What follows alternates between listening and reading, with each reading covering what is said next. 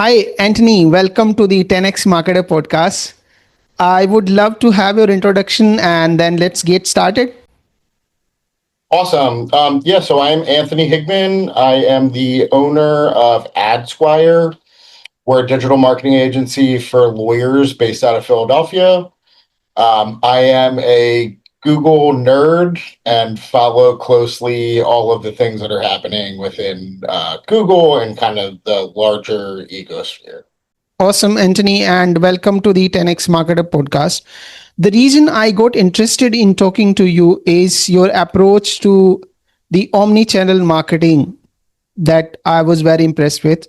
So let's start with that. And for the benefit of broader audience group, we can start with how do you define the omni-channel marketing, and especially for the local businesses, what are the benefits, implications of an omni-channel approach?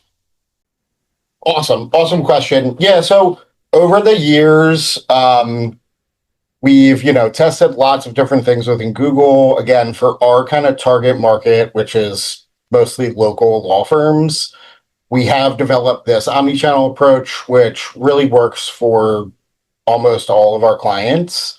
And what that entails is it's mostly search, which is like the bread and butter for leads for law firms. Then it's YouTube and display. So that's kind of like the 80-20. And then the newer part of that is local services ads, which kind of we manage in unison with search campaigns because of how those are kind of being a more prevalent piece of the puzzle in local lead generation. Awesome. So if you have to define it for any local business other than lawyers, so the component that you mentioned in your omni-channel approach is you start with the search marketing. That is one primary channel you want to focus for a local business. Then YouTube plus display ads is another component that you include in this. And then maybe the business, if they have the CRM, they can do the remarketing through emails and other channels that they already have, that utilize that to reach their existing customers. And then you, on top of that, you can also use the local service ad if they're available in your area. So that is the entire approach to marketing when it comes to the building a campaign that is more like an omni-channel and reaching your customer wherever they are. Now let's talk about the other important thing. What are the typical challenges that comes when you set up an omni-channel approach? Is it easy to set up? Is it difficult? What are the challenges? What should be the things that one person should keep in mind while they're setting up the entire process for an omni-channel approach? Absolutely. So it can definitely be challenging. As you know, I'm sure there's a ton of different settings and targeting options in Google Ads. And all of these things do take knowledge and practice and testing to kind of see what works. In my opinion, it's kind of why Google is pushing these new campaign types like Performance Max, Demand Gen. They essentially do the same thing that we do in an omni-channel approach, but it's just much easier for the normal average person to set up. You can just kind of put your assets in. Google walks you through how to do this. And then you do kind of have an omni-channel marketing strategy set up with these kind of new campaign types. Where we differ there and where we kind of, I don't want to say disagree because I understand what Google's doing, is just that I think it's extremely important to control the channel mix. And again, over the years, we've kind of honed this strategy to where we control that channel mix. And again, it's 80% search and 20% these kind of other branding strategies, which do then funnel back into branded search campaigns. And we can see that over time, when you're running YouTube the way that we do, different kind of cool display strategies, these things do really increase branded search and branded search conversions. And that's that 20%. But with the new ones like Demand Gen, Performance Max, you can't, well, in Demand Gen, you can control channels, which is, I do like that. But Performance Max, it's kind of again, it isn't an omni-channel approach, but you're not controlling the mix. Mm-hmm. And so like it's going to spend where it can spend, and that can be good, it can be bad. Again, there's always pros and cons with all of these kind of Google Google new campaign types, and really anything in Google. The settings that you're going to set do take knowledge. You can read about a lot of these things. A lot of like industry pros do talk about like what the right settings are for the right kind of business. But as you know, there's just a million different little tiny nuances and settings within Google Ads campaigns. Understood. Now, the other option that Anthony, so two questions come to my mind. I'll ask them one by one. So the first question is, let's say the typical marketing wisdom that most people have or most people offer is that you are not supposed to like distribute your budget in a way that it saturates or it thins out very quickly. So you want to consolidate your effort in one direction, and there may be load of businesses, especially the local businesses, that are just dependent on one channel. So if they're doing search, they have been doing search for 10 years, they don't want to do anything else. They think that they're able to control the entire universe just with the search campaign, and to some extent they are successful also. I mean, they are able to fill their operations capacity using only search. So one, what they are losing, and second part of this question is, if you have to start the omni-channel approach, when is the right time to get into an omni-channel? Another awesome question. I think everybody should be doing some kind of omni-channel approach. Again, I think this is like a big part of Google's automated push over the last 3 years ish. Is they're trying to push more people into an omni-channel approach.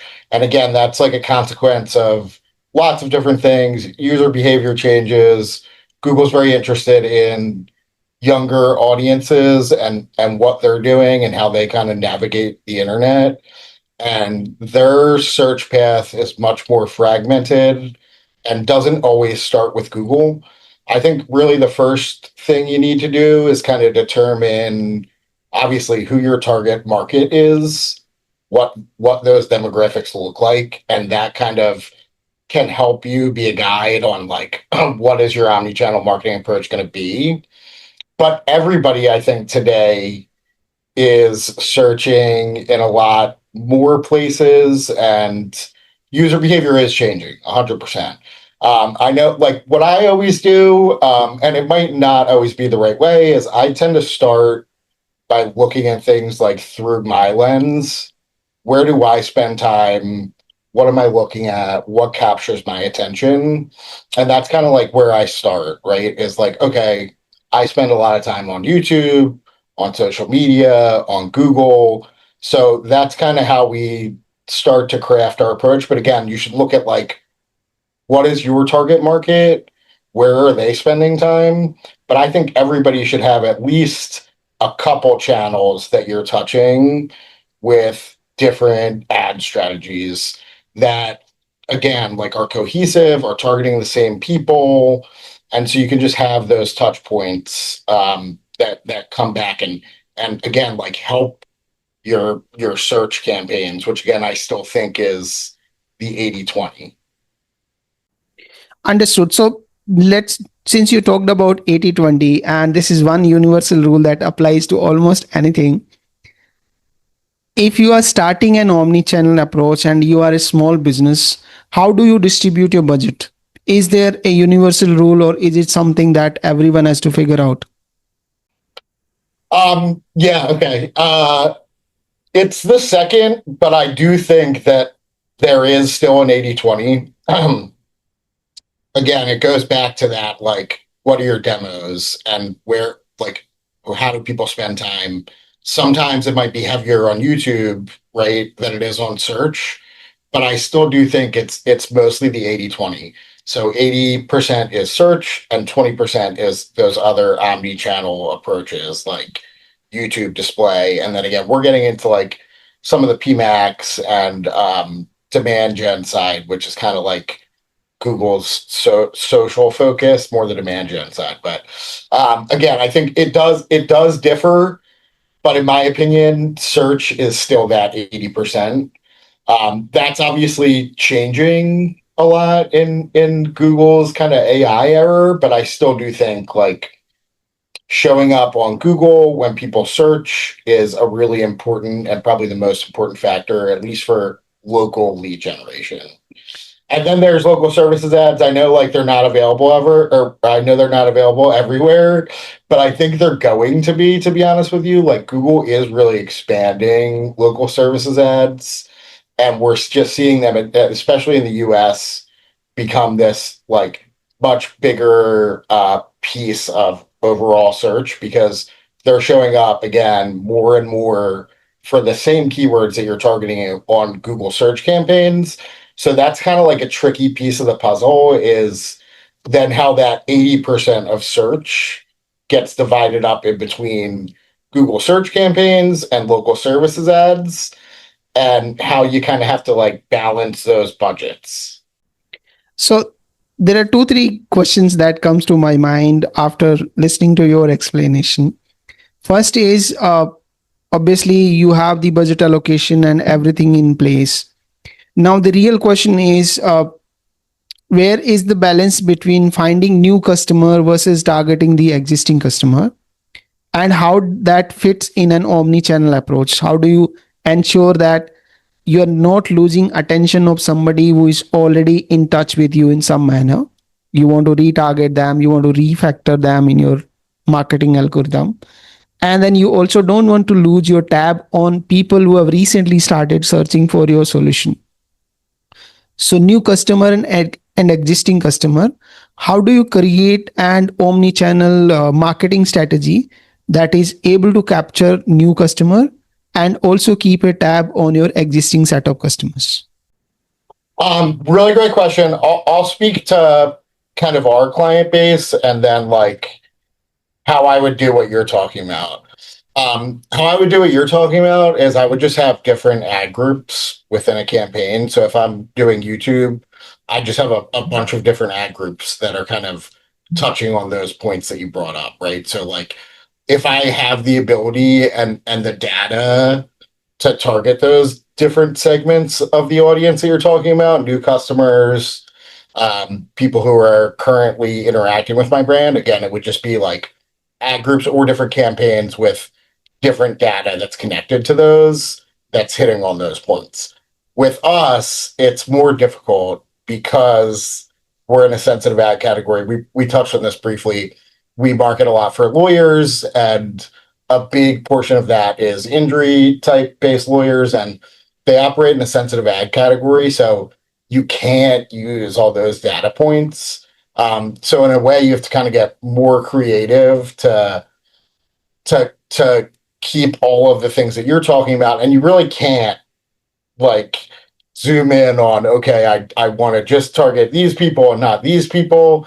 So it is kind of more all encompassing than it is like using Google Ads data, which is awesome. I love that you can target tons of different people and remarket and all of these things when you do have that ability. Again, like with us, it's slightly more difficult because of the sets of ad category. So we kind of again, it is why we do omni-channel.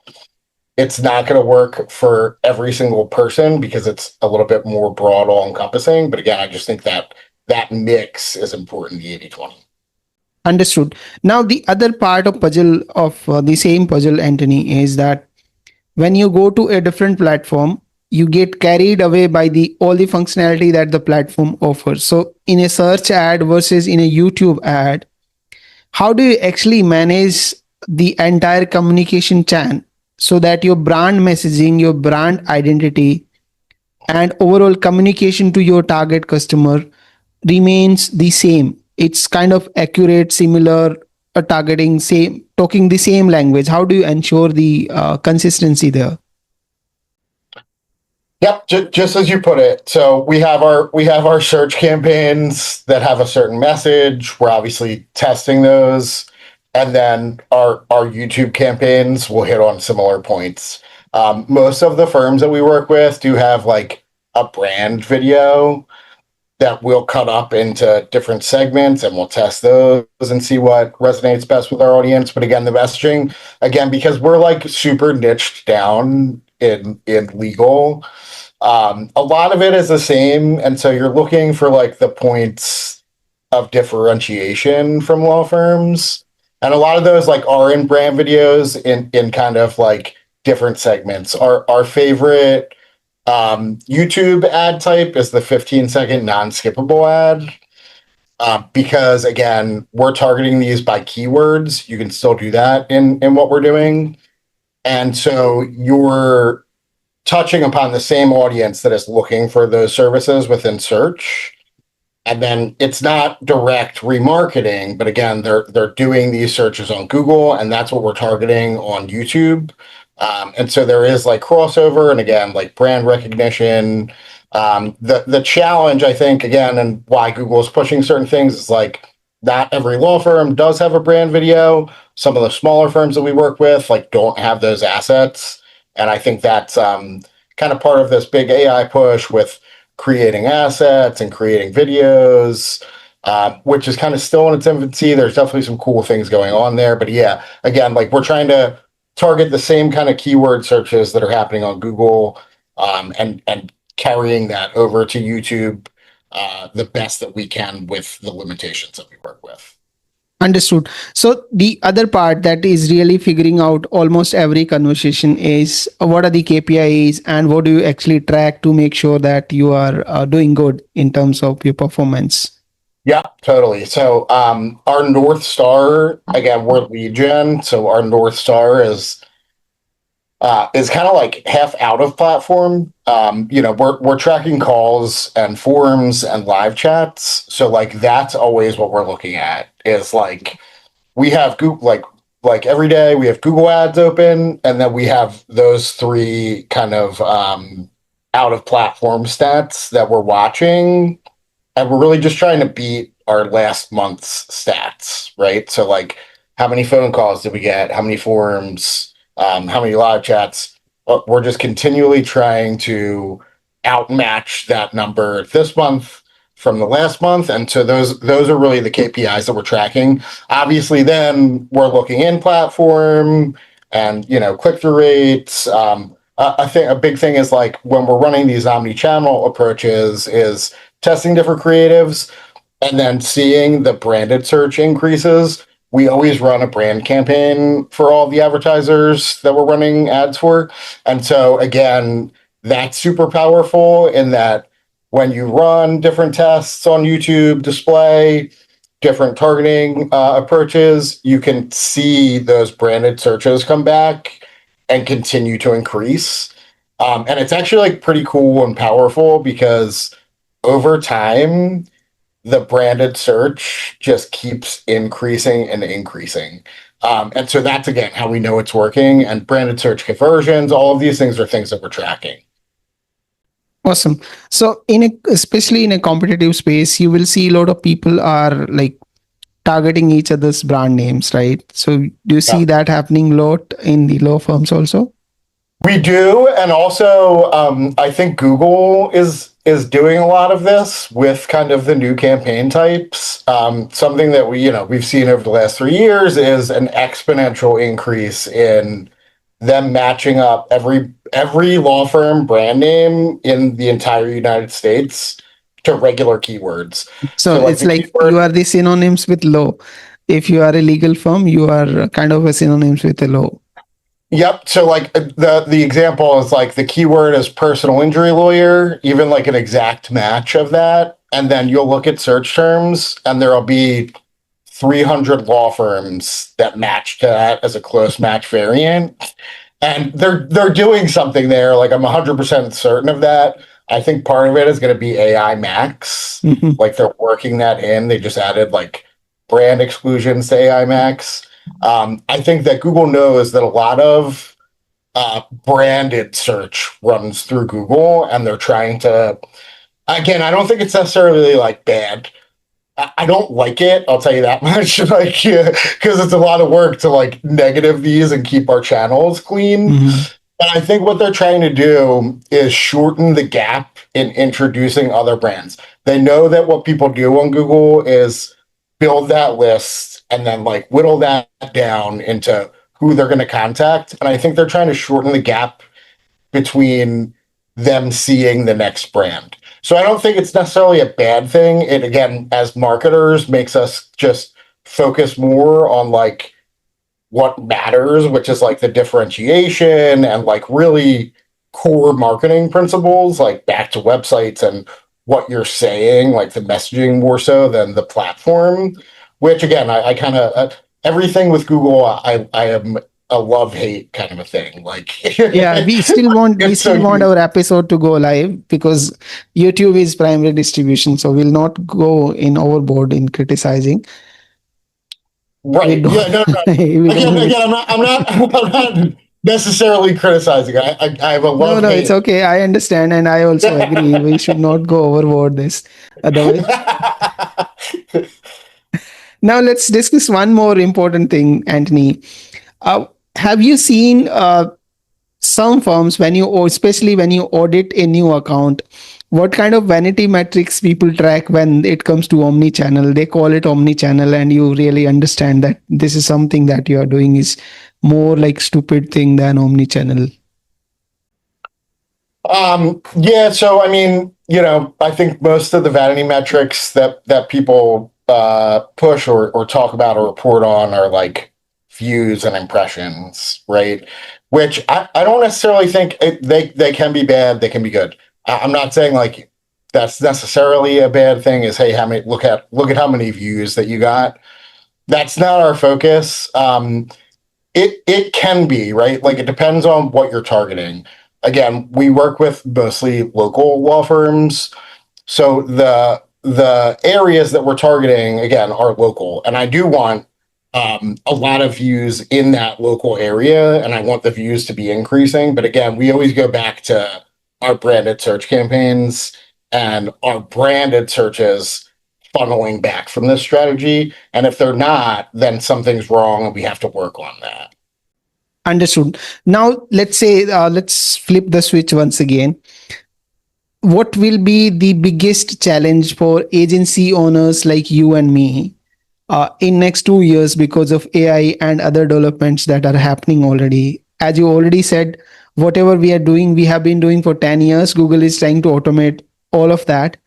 How do you see the future? It's again always a mixed bag.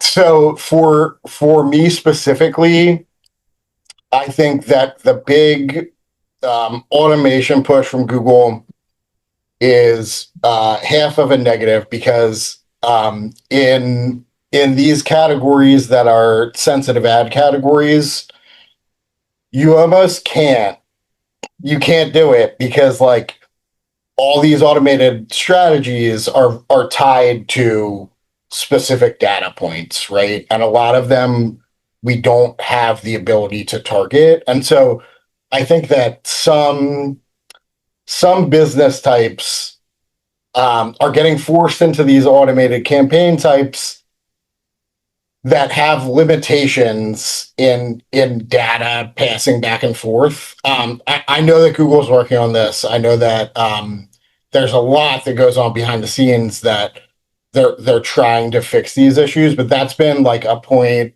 of contention for us is that like some people might get left behind in this push. And Google, again, nothing wrong with it. They're concentrating on their 80%, right?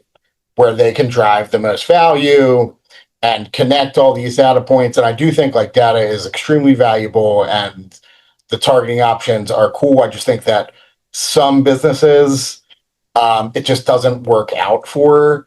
And with what we do for lawyers, it's hard because they don't hang super long if they're not getting results. And these new campaign types a lot of times take a good amount of time to get honed in. And in that like in that gap, they get a lot of like bad leads that waste their time and it gets them upset. And so they like stop advertising on Google. basically. So I think like again, there's challenges. I understand Google's push, and I think there's definitely a ton of benefits to it, but there's some business categories I think that it's not going to work out for in the short term. And again, I know Google's working on it. Hopefully they shorten that gap and find solutions for those business types. Understood. So I think for now you are safe, but you don't know about the future. Awesome. Yep. Any tips, tricks you want to share with agency owners who are in a similar space, a similar boat like you? I'll talk about a couple cool things and a couple like just weird things. So with YouTube campaigns, there's a ton of different stuff you can do. We target keywords. We test different audiences. We used to part of our process used to be every week we would go in and exclude a bunch of stuff, and a lot of what we were excluding was like kids content, right? We're not like targeting kids, but a lot of YouTube campaigns, like you will see a ton of kids content in them when you're looking at the placements that you're showing up in. So for a year, maybe more than that, we would go in every week and we would exclude kids placements. We listen to calls as much as we can and like review lead quality.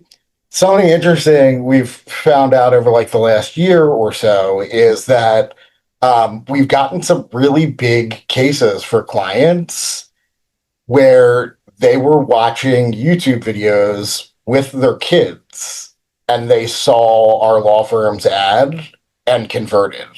And it's not always a direct conversion like through a YouTube ad, but on that call they'll go, "Oh, we saw your ad on YouTube and that's why we called."